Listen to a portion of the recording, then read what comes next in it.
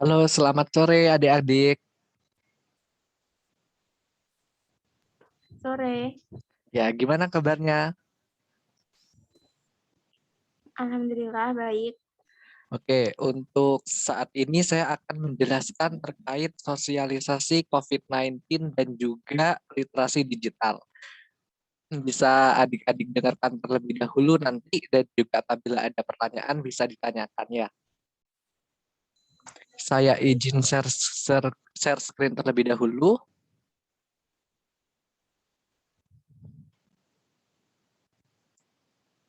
Oke, apakah share screen-nya sudah terlihat? Sudah Mas.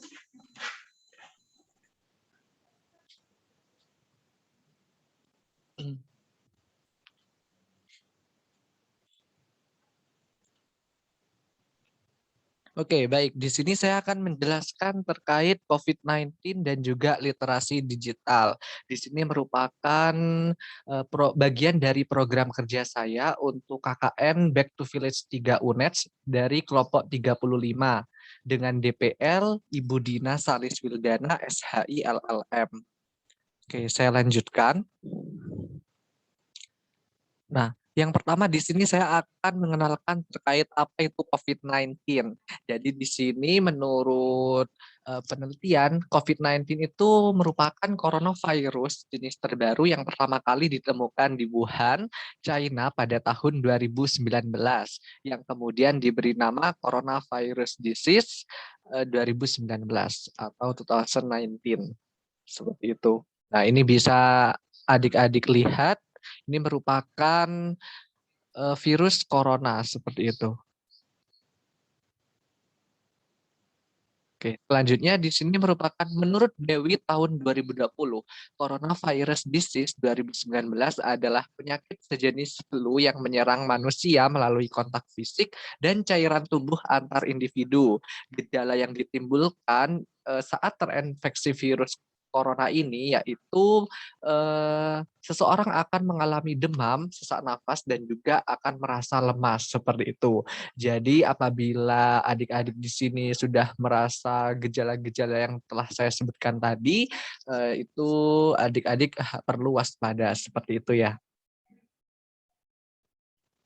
Oke, selanjutnya di sini merupakan peta sebaran COVID-19.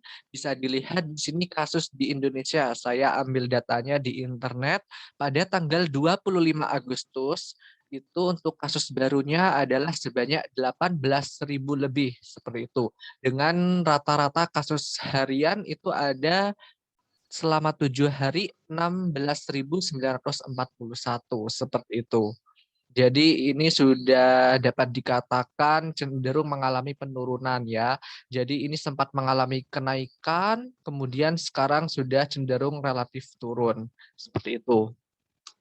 Nah, namun meskipun cenderung turun untuk trennya, tapi tetap di sini adik-adik harus tetap waspada seperti itu. Karena memang untuk COVID-19 ini kita tidak tahu keberadaannya di mana seperti itu. Sehingga adik-adik harus tetap waspada seperti itu. Nah, ini merupakan jumlah kasus aktif maupun terkonfirmasi, kasus sembuh, dan juga kasus meninggal. Bisa dilihat di sini untuk kasus terkonfirmasinya ada 4 juta lebih seperti itu. Bisa dibayangkan bahwa kasus corona ini telah masuk di Indonesia dan telah menjangkit lebih dari 4 juta orang seperti itu. Sedangkan untuk kasus aktifnya di sini sekitar 257.000 orang. Nah, sedangkan untuk kasus sembuhnya sekitar 3.639.000 sekian orang. Dan untuk kasus meninggalnya sudah mencapai 129. Ini untuk kasus harian per tanggal 24 Agustus. Itu. Nah, sedangkan untuk yang vaksinasinya itu masih hanya sekitar 59 juta untuk dosis pertama dan 33 juta untuk dosis kedua seperti itu. Saya lanjutkan. Ini untuk peta sebaran di wilayah Indonesia. bisa dilihat di sini bahwa provinsi terbesar yang banyak terkena dampak kasus COVID-19 yaitu ada pada Provinsi DKI Jakarta. Seperti itu. Sedangkan untuk yang kedua yaitu ada Jawa Barat, kemudian ada Jawa Tengah, dan juga disusul oleh daerah kita sendiri, provinsi kita sendiri, ada Jawa Timur. Jadi Jawa Timur merupakan provinsi keempat terbesar yang telah ini dijangkit oleh virus COVID-19 seperti itu. Nah, saya lanjutkan. Nah, selanjutnya ini untuk vaksinasinya. Nah, untuk vaksinasinya sendiri di sini pertanggal 24 Agustus itu ada sekitar 58 juta orang. Itu minimal 1 dosis, kemudian divaksin lengkap 2 dosis ini sekitar 32 juta orang. Seperti itu ya. Jadi masih hanya sekitar 21,6% untuk dosis 1 dari total penduduk Indonesia. Sedangkan yang vaksin lengkap masih 12,1% dari total penduduk Indonesia. Seperti itu. Nah, jadi silahkan bagi adik-adik yang mungkin belum vaksin seperti itu bisa segera vaksin. Apapun jenis vaksinnya, vaksinlah seperti itu daripada tidak vaksin sama sekali. Oke, ini merupakan vaksinasi menurut lokasi. Indonesia sendiri untuk vaksinasinya masih 32,6 juta. Sedangkan kalau kita bandingkan dengan Tiongkok, India, Amerika, maupun Brazil itu sudah lebih tinggi seperti itu, lebih banyak untuk vaksinasinya. Di Tiongkok sendiri sudah 223 juta, India juga 132 juta, Amerika Serikat 171 juta, dan Brazil sendiri sudah 55,7 juta. Oke, saya lanjutkan.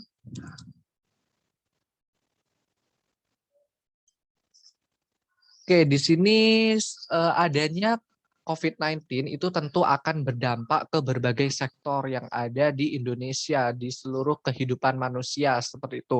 Salah satunya yang terdampak yaitu sektor pendidikan, di mana pendidikan sendiri di Indonesia itu telah mengakibatkan adanya COVID-19 sendiri telah mengakibatkan tutupnya sekolah, madrasah, pondok pesantren, bahkan universitas.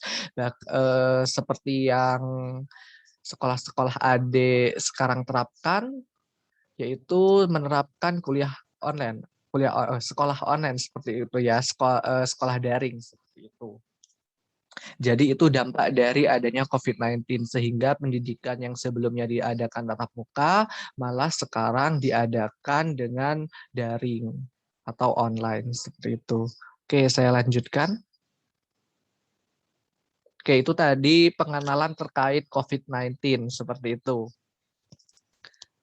Oke, tadi apakah ada yang ingin ditanyakan untuk materi COVID-19? Sudah cukup? Sudah cukup, Mas. Oke, kalau cukup saya lanjutkan.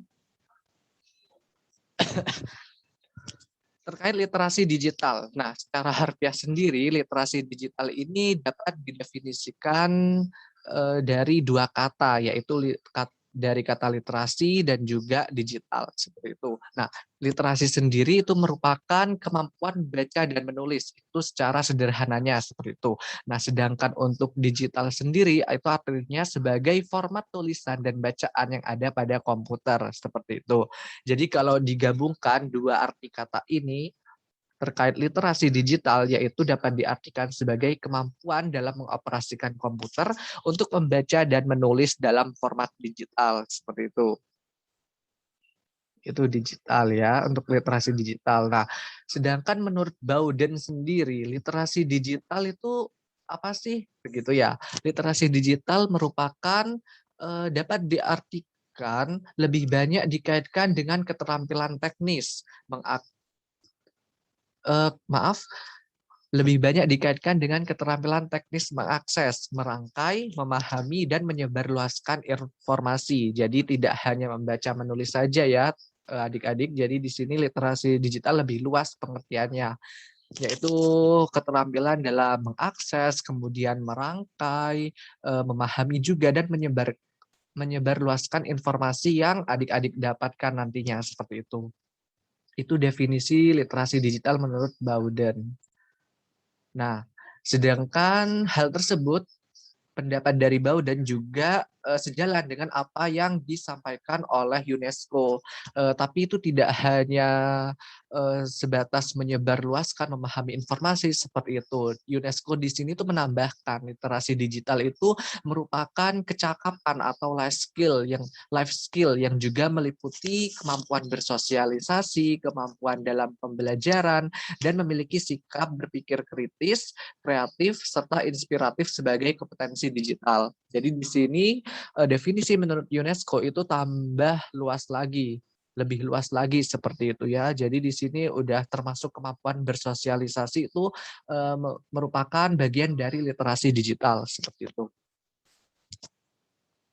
Oke, next.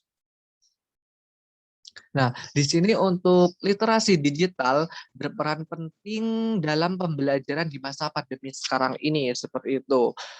Nah, jadi literasi digital ini memang sangat penting pengaruhnya seperti itu. Dampaknya itu akan sangat bermanfaat sekali bagi adik-adik saat ini. Jadi menurut hasil penelitian juga menunjukkan bahwa siswa yang memiliki literasi digital akan memiliki sumber informasi yang lebih banyak dan memiliki capaian belajaran yang lebih baik. Jadi di sini itu menurut pendapat dari Santoso 2019. Jadi adik-adik yang memiliki informasi lebih dan juga capaian pembelajaran lebih baik itu akan menunjukkan bahwa teman-teman di sini memiliki kemampuan literasi digital yang juga baik seperti itu.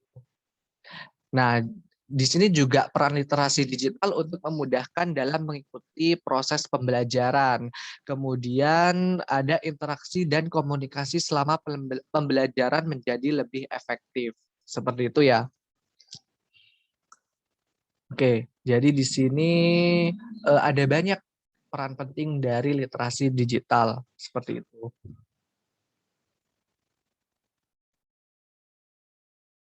Oke, selanjutnya di sini saya akan menjelaskan terkait kelebihan dan kekurangan literasi digital. Oke, yang pertama di sini ada kelebihan. Kelebihannya sendiri yaitu di sini adik-adik dapat mencari sumber bacaan dan informasi lebih cepat dan mudah seperti itu ya. Jadi karena adik-adik di sini bisa mengakses internet seperti itu, mencari sumber bacaan maupun informasi itu akan lebih cepat seperti itu. Adik-adik bisa lebih mudah juga dalam mendapatkan informasi. Tinggal searching di internet teman-teman atau adik-adik bisa mendapatkan apa yang ingin diperoleh gitu, apa yang diinginkan, informasi apa yang diinginkan, apakah itu nanti terkait materi yang ingin adik-adik pelajari atau materi-materi lain atau informasi lain yang ingin adik-adik ketahui seperti itu. Kemudian yang kedua ada fleksibel waktu dan tempat. Jadi maksudnya di sini fleksibel waktu dan tempat, entah ke adik-adik mau belajar dimanapun dan kapanpun itu bebas seperti itu.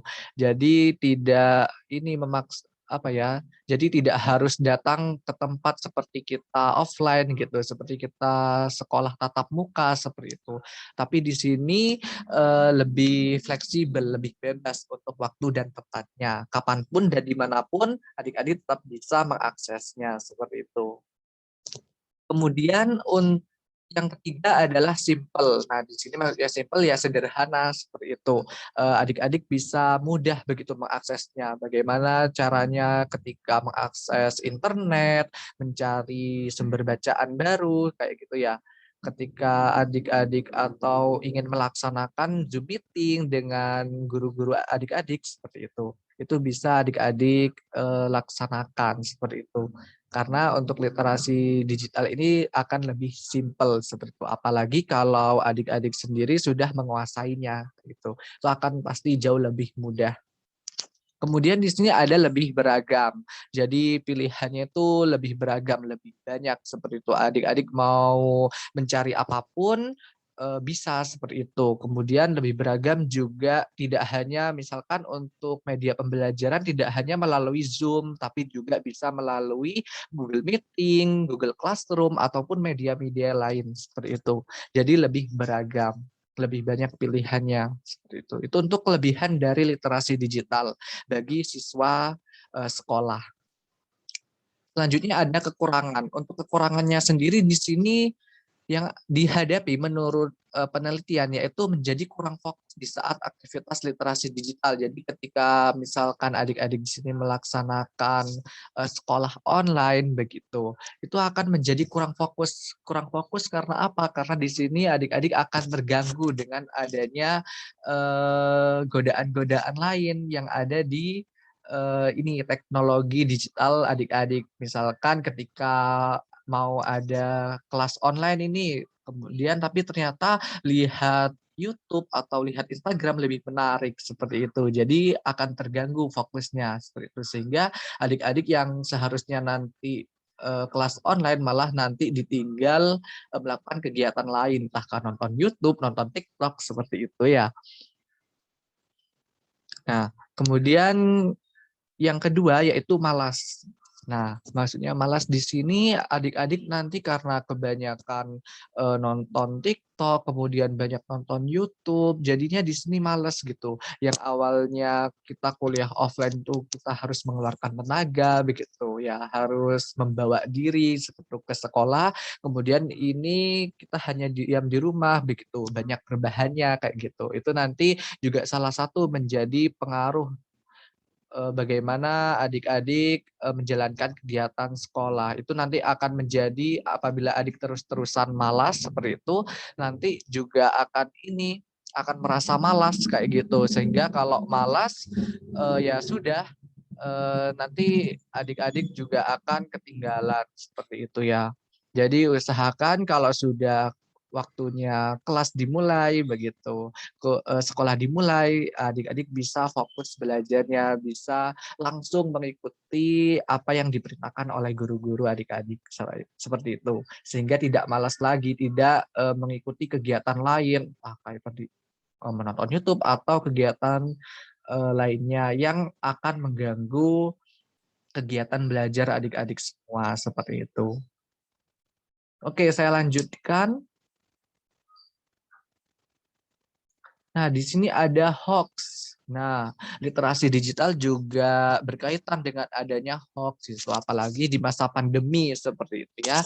Jadi di sini ada data, saya ambil data hoax, begitu konten hoax yang telah menyebar menurut Kementerian Komunikasi dan Informatika atau Kominfo pada 23 Januari 2020 hingga 12 Mei 2021 tahun ini menunjukkan ada sebanyak 1.587 isu hoax menyangkut COVID-19.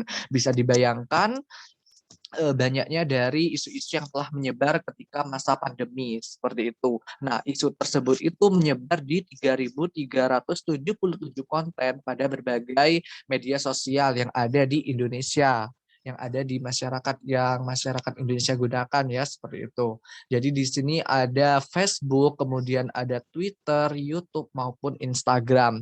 Nah, untuk penyebaran hoax tertinggi itu ada di media sosial Facebook. Jadi hati-hati adik-adik yang memiliki Facebook, kemudian ada informasi-informasi beredar itu dan juga masih belum diketahui seperti itu ya.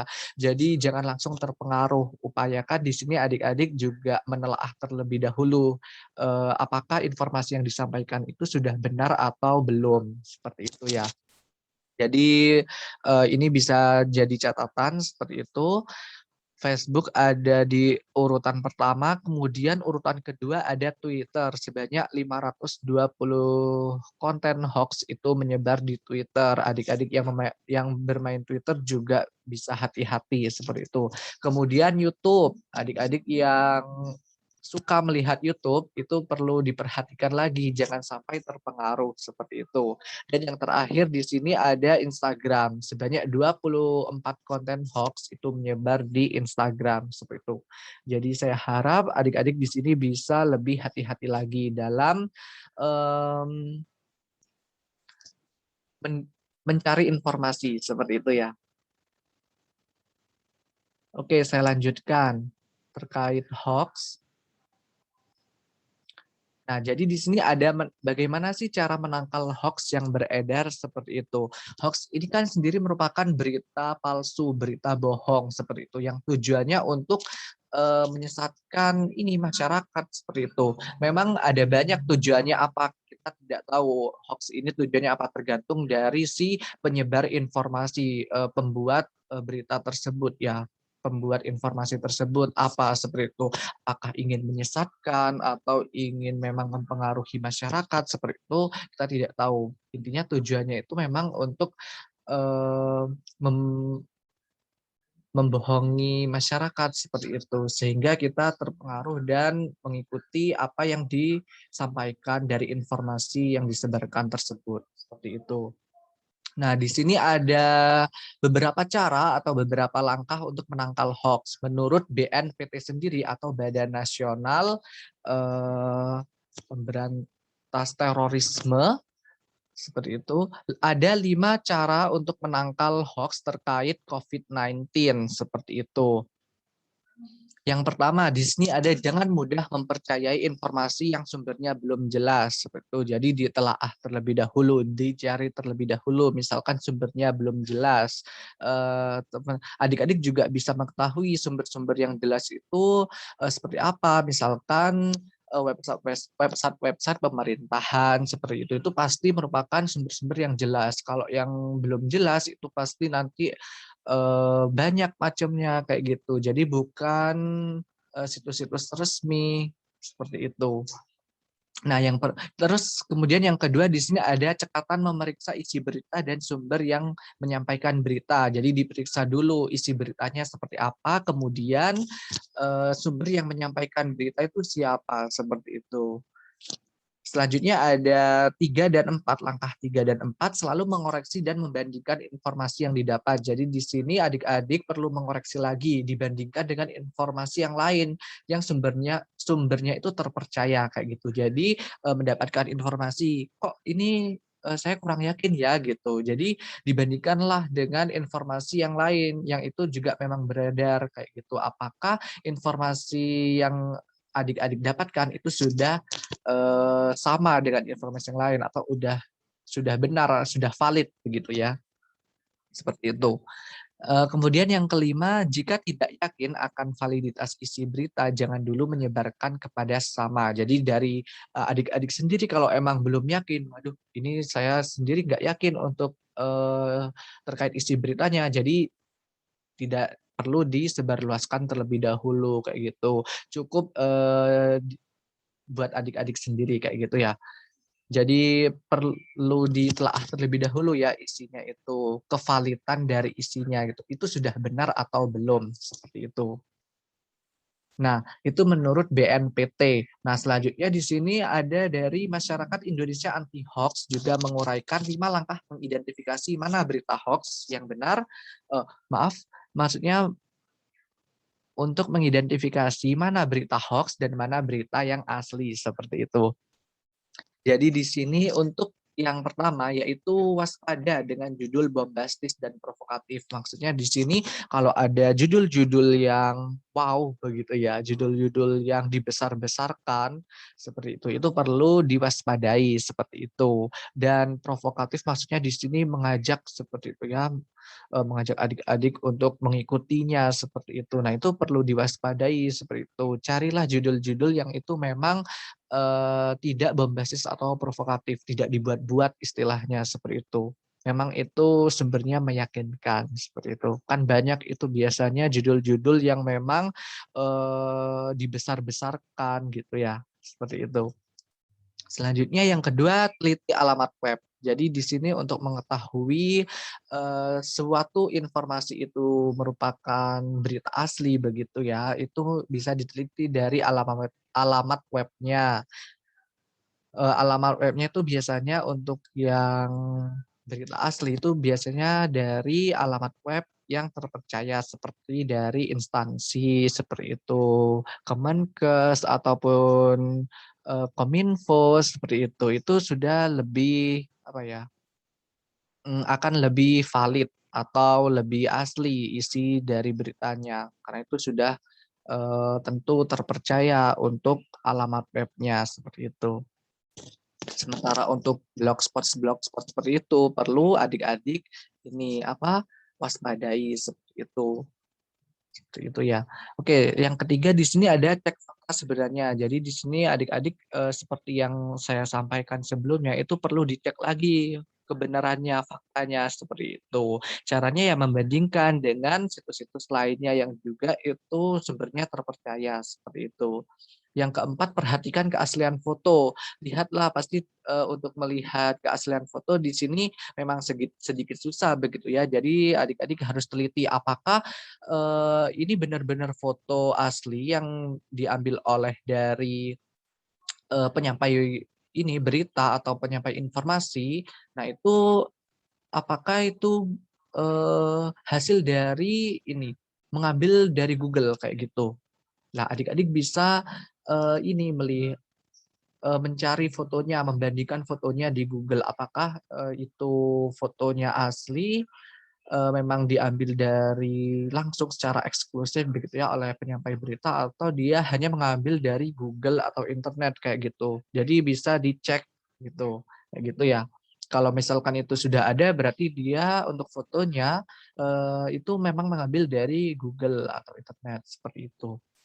Selanjutnya di sini ada ikut serta grup diskusi anti hoax. Jadi itu merupakan salah satu cara begitu ya untuk mengidentifikasi mana berita hoax ataupun berita asli kayak gitu. Jadi mengikuti diskusi kayak gitu. Grup diskusi anti hoax itu nanti akan menambah pengetahuan adik-adik atau kemampuan adik-adik dalam mengidentifikasi, dalam mengetahui apakah ini berita hoax ataupun berita asli, seperti itu. Ya, oke. Selanjutnya di sini, oke, sudah habis untuk materinya terkait literasi digital dan juga COVID-19. Jadi itu ya yang dapat saya simpulkan, yang saya dapat sampaikan untuk materi hari ini nih. Jadi ada kaitannya antara COVID-19 dan literasi digital seperti itu. Apalagi hubungannya dengan dunia pendidikan. Itu tentu sangat berkaitan sekali karena di dunia pendidikan sendiri itu tentu kita membutuhkan akses internet yang nantinya kita akan dihubungkan atau disangkut pautkan dengan literasi digital yang saat ini juga sedang marak sekali begitu ya, sangat banyak digunakan sekali sehingga kemampuan literasi digital adik-adik perlu ditingkatkan apalagi di masa pandemi yang itu memang banyak berita-berita hoax kemudian ataupun informasi-informasi yang kevalitannya belum diketahui seperti itu. Jadi sangat akan bermanfaat sekali bagi adik-adik apabila adik-adik di sini dapat meningkatkan kemampuan adik-adik terkait literasi digital. Gitu. Ya mungkin itu yang dapat saya sampaikan. Sebelum saya tutup, apakah ada yang ingin ditanyakan terlebih dahulu?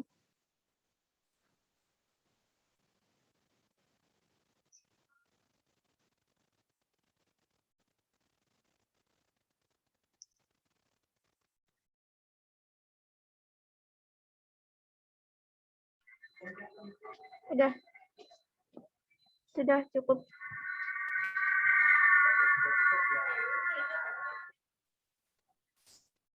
Oke, kalau sudah cukup, terima kasih atas partisipasinya adik-adik hari ini. Terima kasih juga telah mengikuti acara sosialisasi COVID-19 dan literasi digital yang saya sampaikan seperti itu ya. Semoga apa yang saya sampaikan ini dapat bermanfaat buat adik-adik. Kurang lebihnya mohon maaf. Wassalamualaikum warahmatullahi wabarakatuh. Waalaikumsalam warahmatullahi wabarakatuh.